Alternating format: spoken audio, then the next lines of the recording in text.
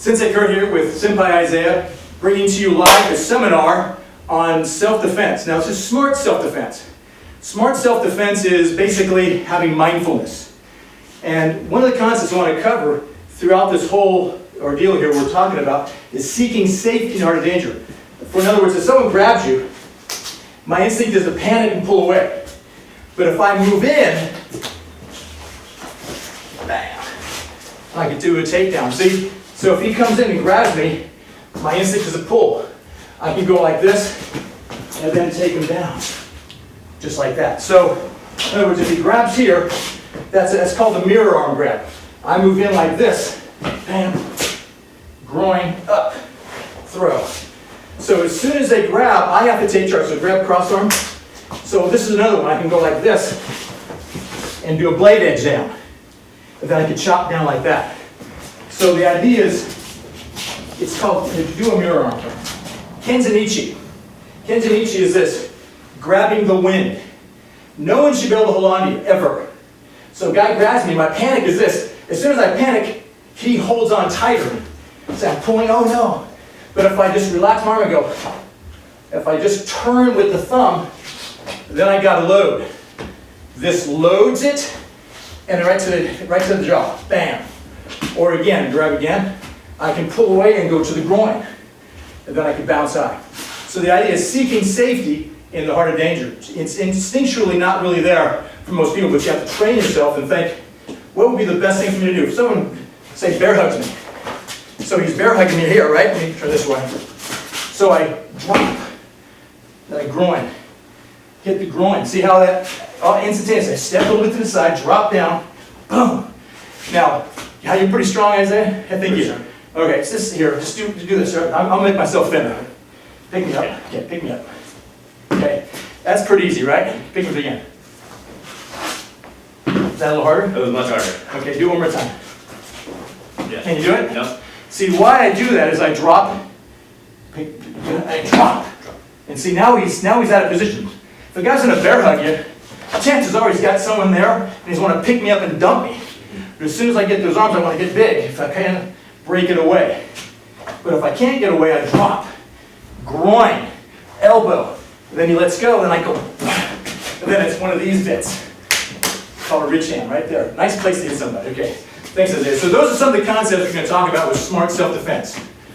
So smart self-defense would be, for example, self-awareness. Knowing yourself. Sun Tzu said, know your enemy, know yourself, know victory. If you don't know your enemy very well, and never underestimate your enemy, because they could be anywhere. One of the things we're going to talk about is awareness of your circumstances and environment. But you got to know yourself. You got to know your limitations. What kind of shoes am I wearing today? Well, I happen to always wear these steel cap boots. I'm always ready. I don't wear thongs that often because your toes are unprotected. I'm always in self-defense mode, no matter where I am. Now, sometimes I'm on low alert. I'm sitting back with my eyes watching people, but I'm also always looking, no matter what, for a person that might look out of place.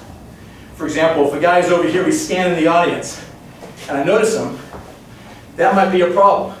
But if I just see normal people walking, doing their business, that's not out of the ordinary. It's the odd situation, it's the alarming situation that could be a potential problem. Most fights, or I should say altercations, muggings, they're after something. They're after you, they're after your money, they're after something. So if I'm over here at ATM, I got my back turned, now I don't have any way to see what's going on. Always know your environment. So know yourself, know your circumstances, and know your environment. Those are the three main things with smart self-defense. So let's talk about circumstances. Say we're downtown Santa Rosa, downtown Sydney, Australia, or Adelaide, for my friends over there in Adelaide, Australia.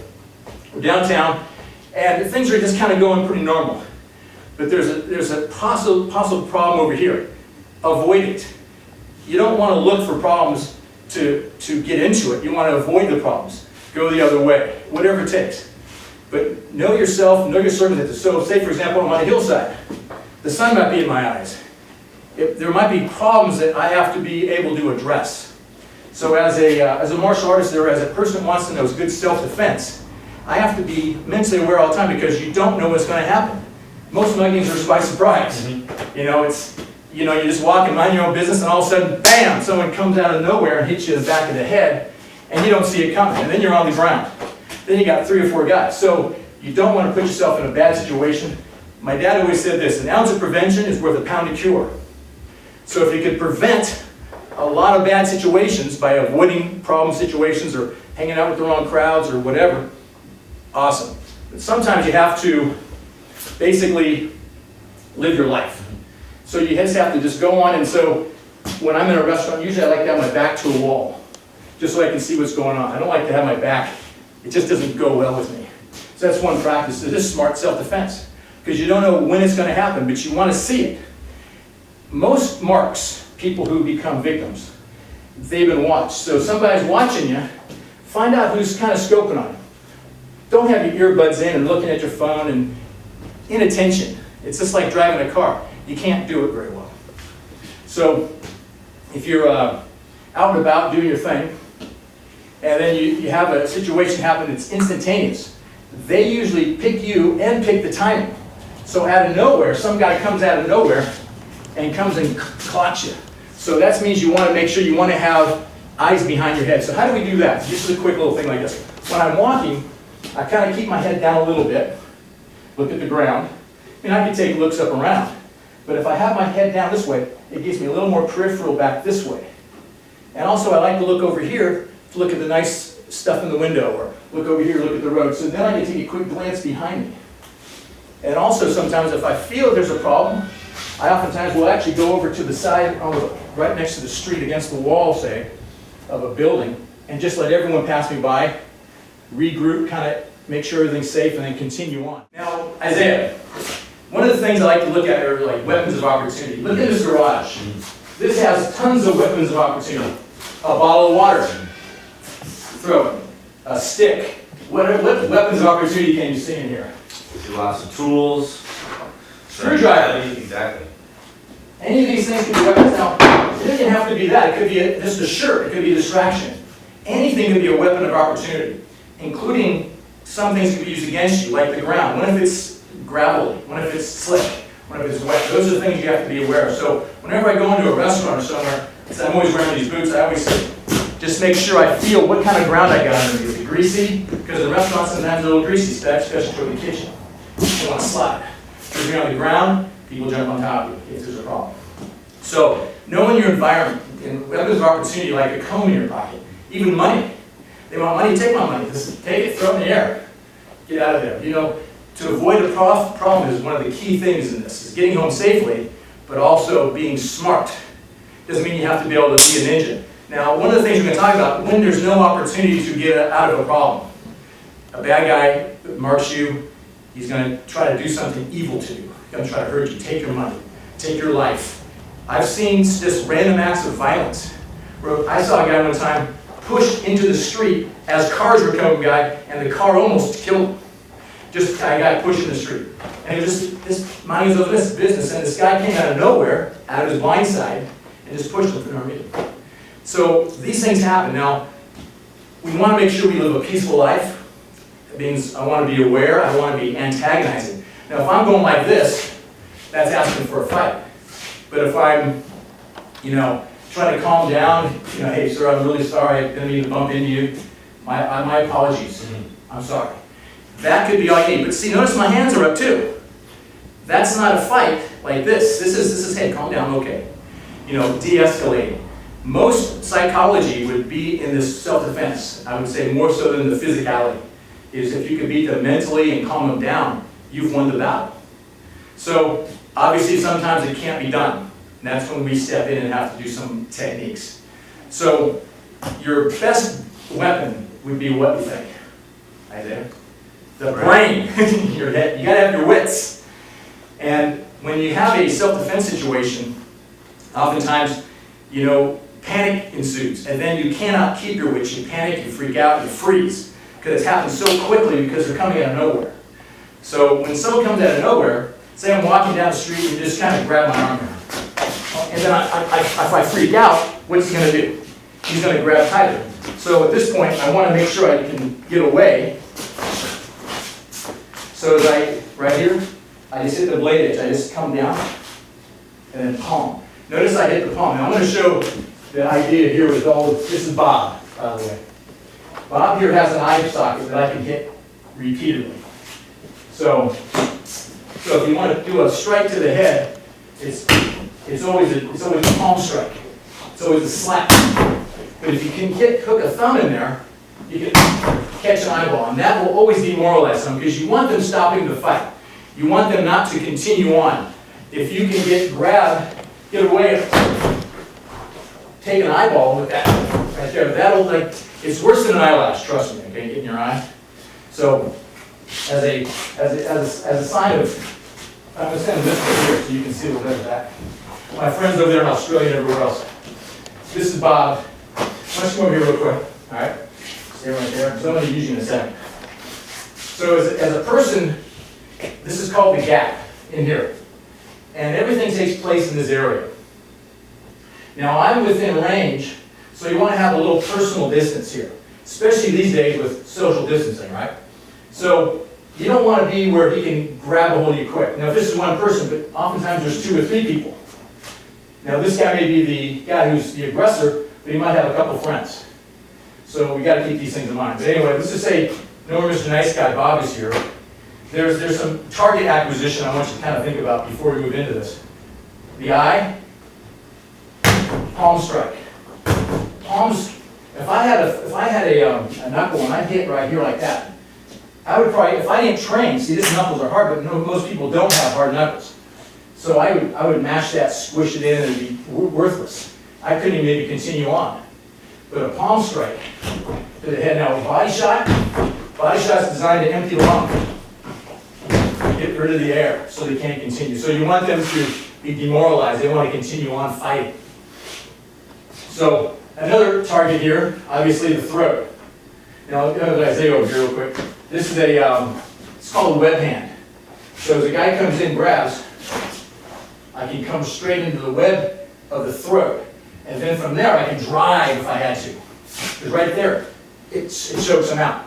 And if you just web hand them, that's a weapon that anyone has. I don't have to punch somebody. I can web hand them. It takes out their trach a little bit there. And you can push harder if you want. Because up here, their center of gravity is down here, and they're going to go right over. So again, if the guy grabs you, I say, like, answer the phone, and then I'm loaded. Web. Solar plex, okay? So these are our real, I'll get real quick here. Solar plex right here. So if you have a solar plex hit, you have a web hand, solar plex. You want to make sure you get a good solid hit, because that'll knock the wind out. Now you never punch a face. You palm strike a face. You smack it with a palm here, the palm heel, very, very strong part of your, and you won't break anything. So as a person, what's another great target, you think? Is it the head, the neck, solar plexus, probably the groin is another one. That's that's the eyes and the testicles of the head. Testicles primary targets. Eyes and see the reason why they're so vulnerable, they're outer organs. Matter of fact, a surface organ would be your kidneys right here. A kidney punch. A medulla punch, okay? But testicles are kind of hanging there. Now, this whole region, the belt region here, the lower belt region, is ideal for any kind of strike. A knee to those bones down there cause a lot of trauma. So one of the things that we're going to talk about here shortly is target acquisition. So I'm going to shoot for the groin, punch, web, and the thing is that you want to make sure you keep in mind is keeping your head about yourself. All right, so come on over here. So, one of the things I want to kind of cover is the other weapons you have. You have the head, which is most important. Keep your head about yourself. Know what to do. Know your limitations. Know your circumstances. Know your environment. Know what people you're dealing with. Total awareness. Circumstantial awareness. Now, the other weapons would be your elbows, palm, fingers, knee, feet, those things. But another one that's actually probably more vicious than all of them is a voice. I like to use my voice. And I think if you can speak authoritatively, like for example, one of the things I teach kids especially, I teach self-defense seminars to young people, I wait, stop, leave me alone! I give them a real strong verbal and put your hand up like that. Stop, leave me alone. Now I'm ready for whatever it takes. Stop, leave me alone.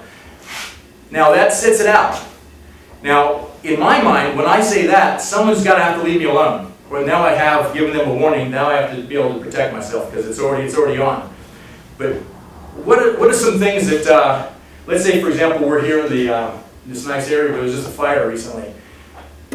What would cause people to come out of their house to see what's going on? Or yell fire. Yell fire, right?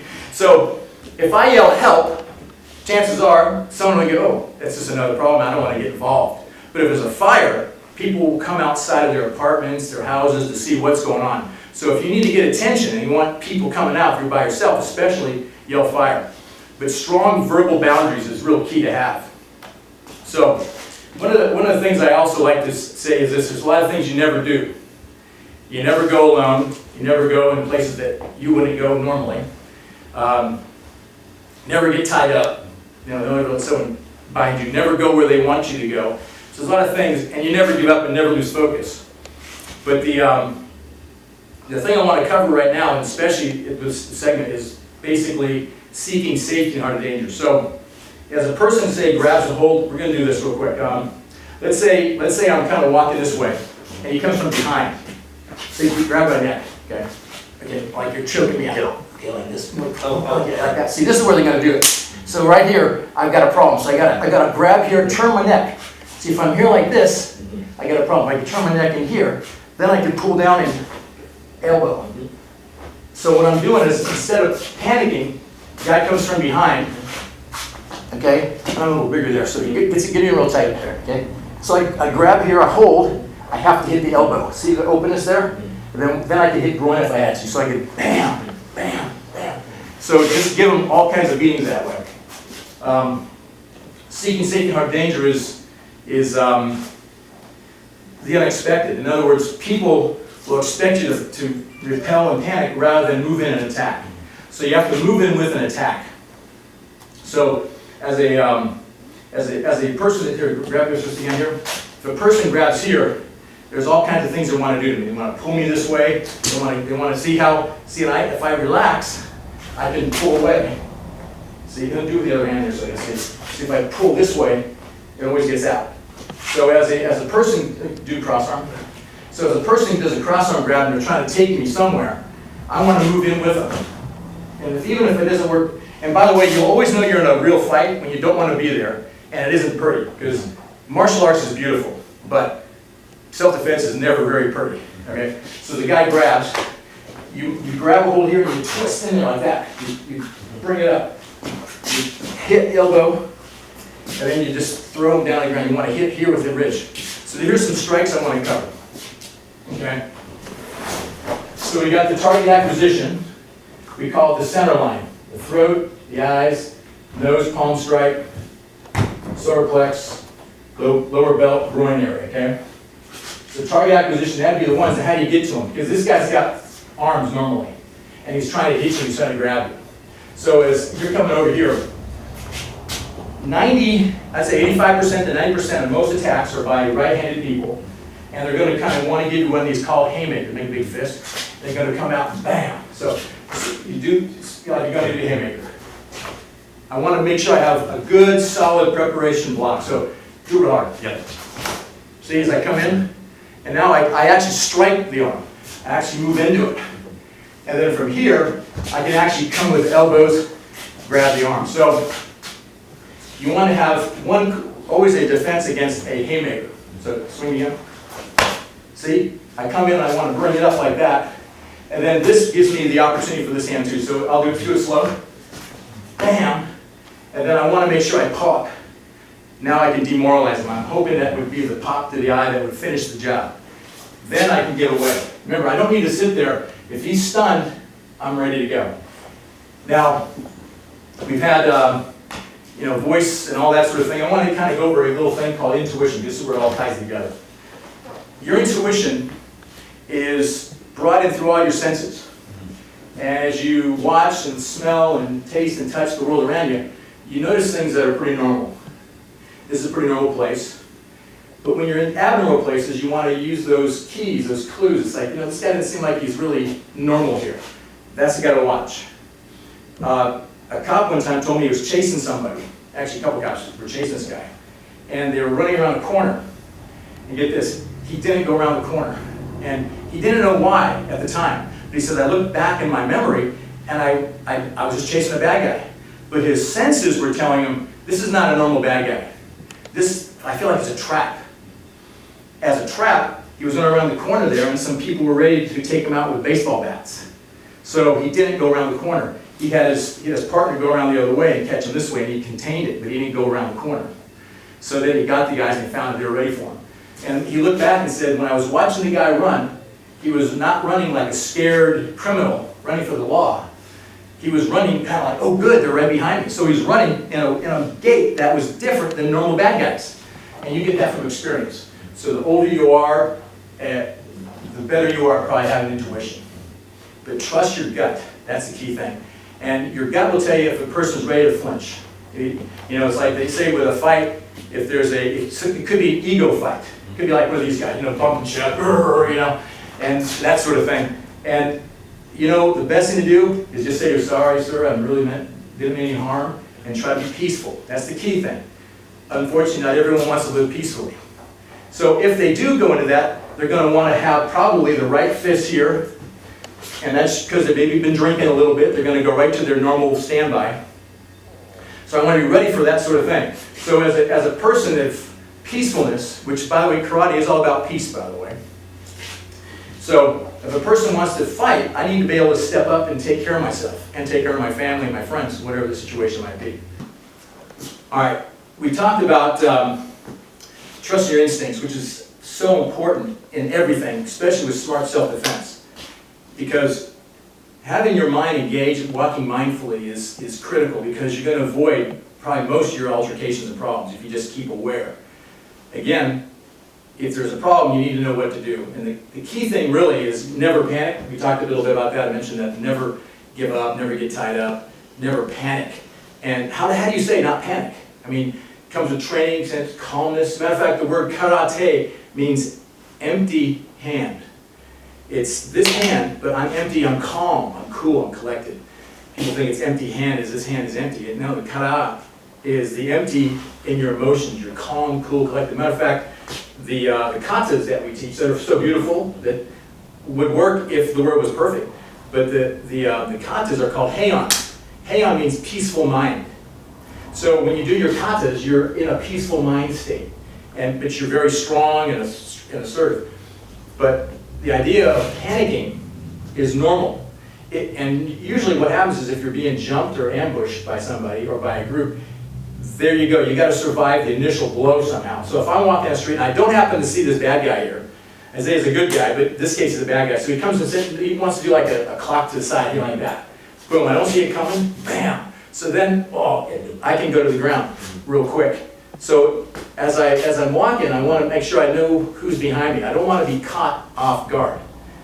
If you do, you hope you could survive and turn around. I remember one time, my sensei who taught me the whole thing about seeking safety in art of danger, one time was doing a self-defense seminar, and he just called him, he says, Sensei Kirk, attack me.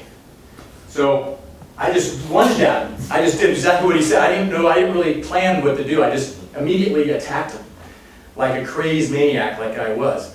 And unfortunately, Sensei Steve didn't see it coming, but he reacted, because I popped him here and he flipped around, he spun around, hit me in the elbow, right in the ribs, knocked the wind out of me, and I thought, okay, you should be a little more careful when you attack, a 5th-degree black belt, right?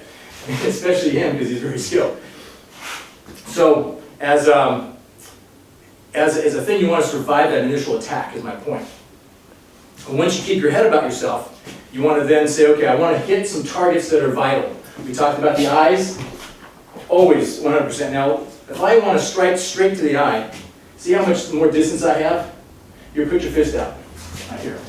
See, and I could already poke the eye, so I've got distance. And what I do is I put my fingers tight together like that, not like this per se, but to united you stand, divided you fall. So I put my fingers in like that, and I just kind of practice, want to make sure I keep it strong so I can shoot right through the eye, like a crane, shoot straight through. That could demoralize somebody real quick. But it won't always stop somebody who's drinking. By the way, the only way you can stop a guy who's drinking usually, and on sort of drugs, is you have to break something. Now, this is one of my things that I hate to have to teach, but it really is effective. All right? Let's say Isaiah's a bad guy. And see my leg here and his leg there? What's protecting his knee? Not much, but air, right? There's no guard down there protecting it. And so if I see an open opportunity, a real bad guy, now see here's the gap. I want to control the gap. The quickest way is to, see how I'm stomping right here?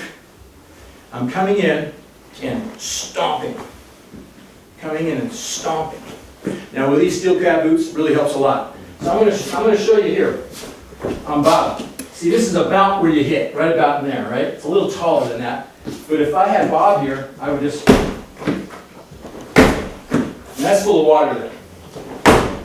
So if this bad guy here, Isaiah's coming after me, I can, and now he can't move forward, can he? Matter of fact, Bruce Lee called that the stop kick. The stop kick is stopping someone from moving forward by locking their knee. So see, I can move forward now, my knee's moving forward, but if I push that knee back, I'm only going down on the ground, and then hyperextended that butter. So, knowing your target acquisition. Now this takes some practice. Now what I would say is this, here. We grab this. This is a weapon of opportunity. And this is about where the knee is right there. Right? I'm not going to hit it hard, but you can just practice just pushing it in. Just practice. And get ready to do that quickly. Practice that a lot. That's probably one of your best defenses, especially as young ladies, because you don't have a lot of upper body strength.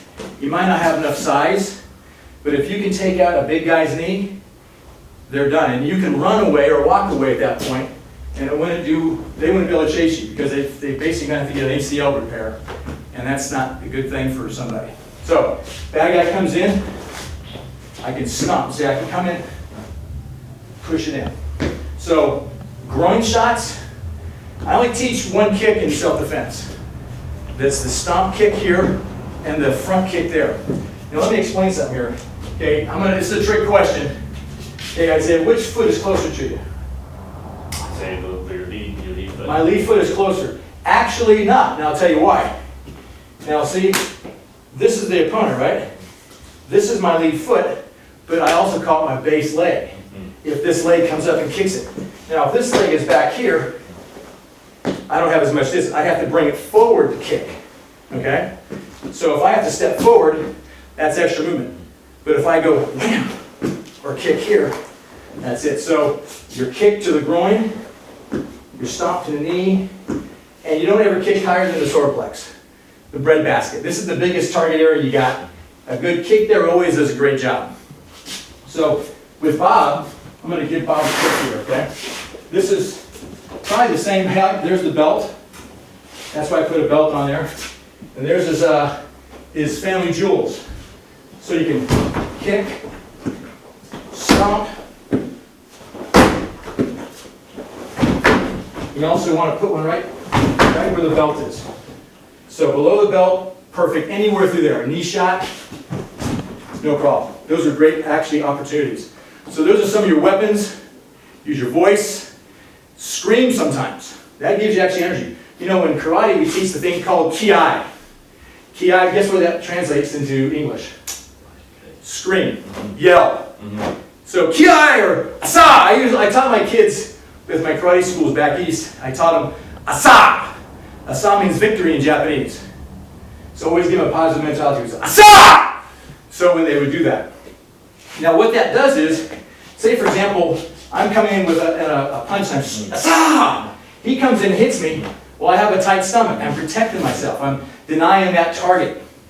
So, and also what it does is, it actually squeezes your adrenal gland and gives you a little extra juice. So you got a little adrenaline, now you got a little bit more. So you get some of that fight or flight bit. So hopefully you can use it to fight, right? And then if you had to, you can fly. But you know, I don't run very well. Matter of fact, I stand my ground, that's all I do. I'm not going to chase anybody, I'm not going to run from anybody. But anyway. So at this juncture, I think what we need to do is kind of wrap things up.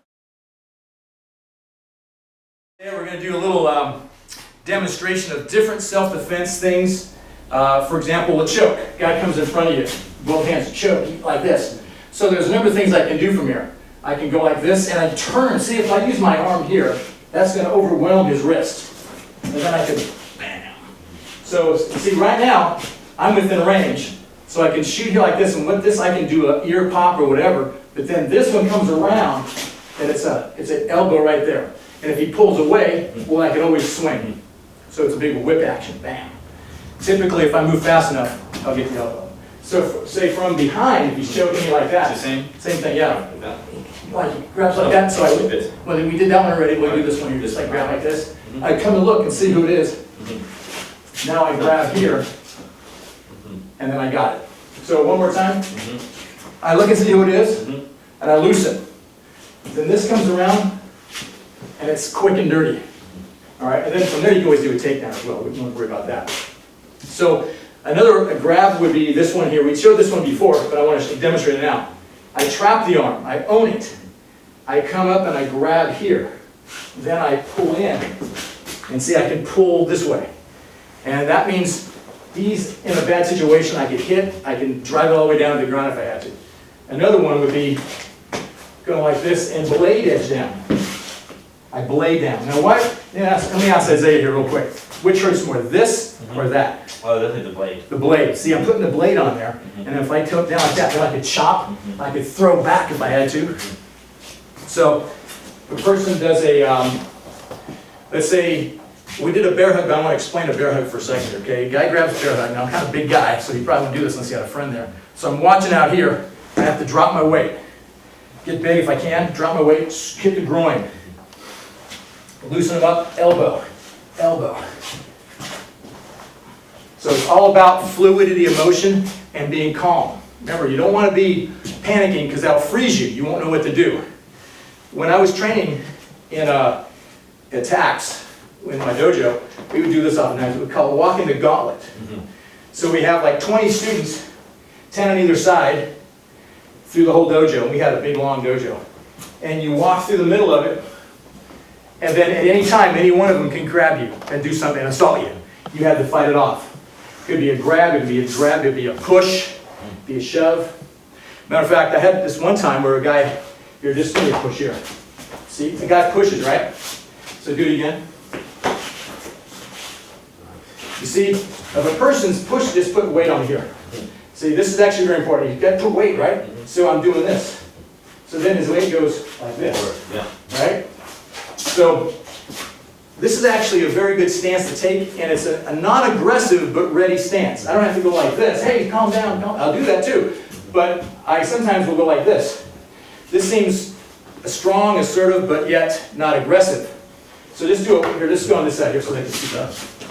Okay, just do a push. Oh, there's one hand. See how he falls into it? So do it again. Boom. And then I can load. So this whole load, do it again. Boom, bam. I can go low, do it again, slow. Boom, bam, bam. And this one here is one of my favorite weapons of all time. It's called the ridge hand. Notice it's not a punch. Here, come on. Yep.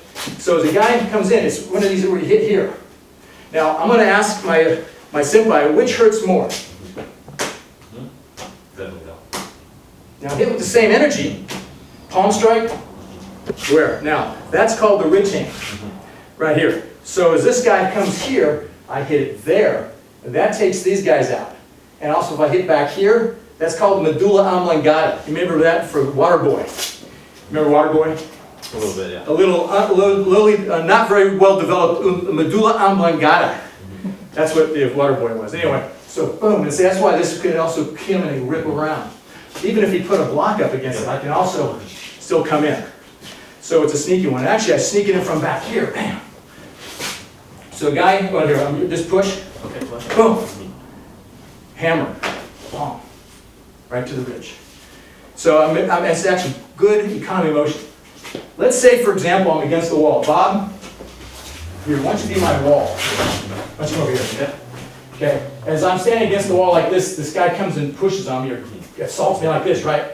So, see how this goes? I'm going 1, 2, and look at that. 3, 4. All one hand, economy in motion, and it's macro movement. It's not micro movements. It's not just that, it's not like chopsticks. It's macro, gross arm motion. Okay, so again, guy goes in there. So there's a nerve right here. You probably felt that, huh? And see, now I'm protecting my groin. Then I hammer, then I can throw into the actual wall. So sometimes a person could do it again. Okay, it's like this. I can go like this. So I can come like this and then push around, lever it. Then I can do the little swing like that, and then spin and out of there, right?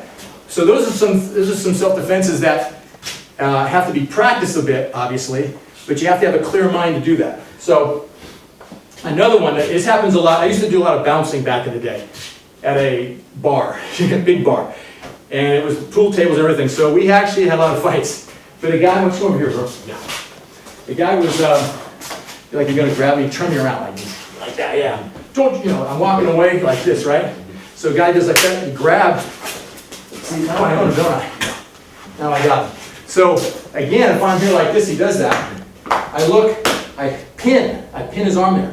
Now I go up. See how he just naturally falls into position? Macro movements.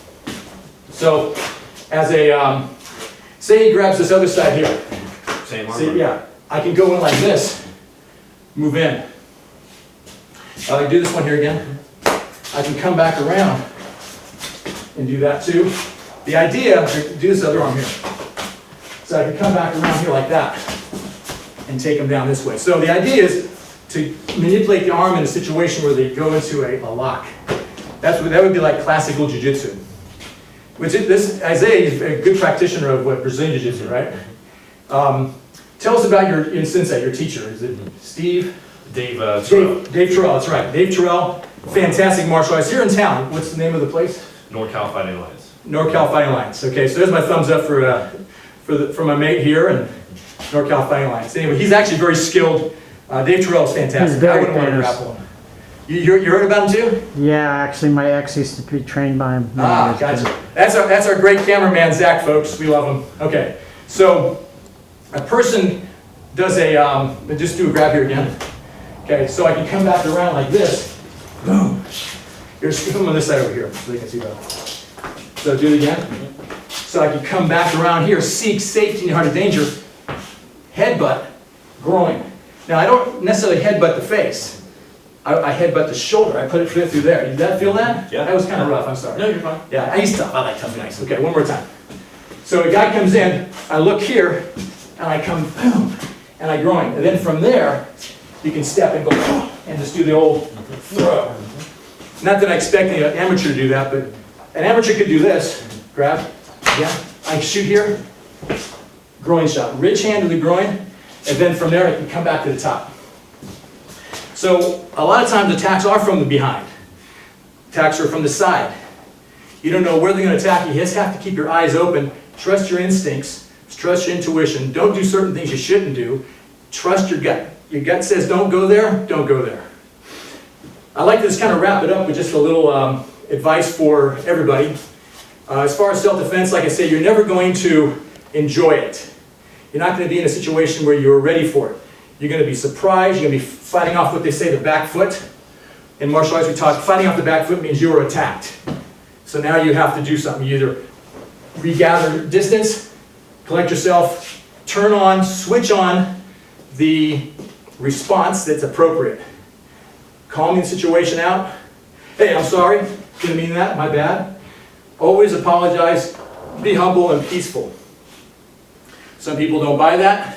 Well, if I get back and I got this gap here, this distance, say Isaiah's a bad guy, he comes in at me. I can come and I can go right for that knee as it steps in. Either one of them. So he steps in, bam. Steps in the other foot, bam. I want to make sure I can stop it and come back and create a gap. I want to protect this gap because everything takes place in this gap. I have to control the gap. If he says he's going to just swing, wildly. Say he's just doing all these haymaker punches. I got one of those. What if it comes another one? Now watch this. Okay, Yeah. boom. Which hurts more? Definitely, this one. This one here. It's called Yeah. the ox jaw. In Japanese karate, you remember wax or paint the fence, wax on, wax off. Those are all actual motions to protect yourself. And this is called the waving grain in Japanese. So he comes in slowly. Just do a punch straight in my face. Sure. Boom. So I come in, I block, and he comes in again. And now, so I bounce, bounce, bounce. Watch, slow. Boom. Boom. Boom. So I keep here. So if he swings at me, see if he says say just one, just do one. I got this one ready to go at all times, and it's going to come quick, and it's usually come from the side of this area here. That's your best shot. You knock the ear, you knock any through there, it'll stun them for sure. Even if you're not that strong, the rich hand is a very powerful weapon, and you got it at all times. You don't have to pull a knife or a gun to protect yourself, okay?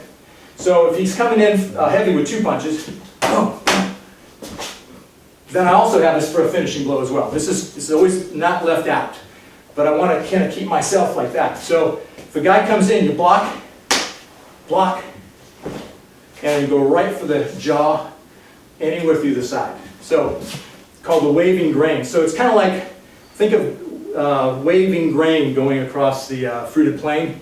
It's kind of 1, 2, 3, 1, 2, 3, 1, 2, 3. Last one. Hey, I don't want any problem here, right? So say you're going to pop me here. I'm sorry. You're good? Boom. See right here? I'm ready to be slow. Boom, boom. See, I'm protecting my center line, and also I'm loading from the next one. So as he comes in, boom, now I'm loaded for this one. Then I'm loaded for this one. So it's a 1, 2, 3. So if he comes in, I go, boom. And I want to hit the floating rib. The floating rib right here is a rib that if you bend it in, it actually punctures the lung. So a good punch right through here, or a palm strike coming up into it, could break or push that, puncture the lung, which definitely takes the fight out of anybody who's trying to hurt you. And with enough force, you can actually break it into them. So hey, I don't want any problem here. Right? I'm ready. I got my shield up. I got the gap. He's just going to punch me. Boom. And that's basically what? Wax off, right? And then I step in, seek safety in the heart of danger. So if I'm here, notice I step a little bit 45, bam, hit the floating rib, hammer, and then ridge. And then with the hammer and the ridge properly done, will definitely drop most people, unless they're on drugs, in which case you got to break their leg. It's how they do it. Sometimes they don't feel pain. I've done, when I was doing bouncing, these people were all on something, alcohol obviously, and I put them in a lock and they don't even feel it. They go, and they're all fighting it, and it's like, man, these guys don't comply very well, especially the skinny ones. The big ones are usually more compliant than the little guys. I'll tell you that, Zach. That's kind of like you one. Anyway, that's our cameraman. I love that guy. Anyway, so it's this way, block, punch, hammer, palm. I'll do it one more time. Hey, I don't want any problems. He punches, I lateral side, punch, protecting my center line, hammer, palm. So one more time here with my mate. Boom. Hammer, palm, or ridge hand, or groin. All kinds of opportunities, and they're always right there waiting. So I do want to encourage you folks, if you do want to have seminars anywhere in the world, I'll just say that. I love Australia. This is made for my friends in Australia, my mates. But this could go anywhere in the world, so I hope you have a very safe and prosperous life. And do look in the comments below, and I'll have something there where you can get a hold of me if you need some seminar training. Thank you, and thank you, Isaiah, and thank you, team. Thank you, Rossi. We're out of here.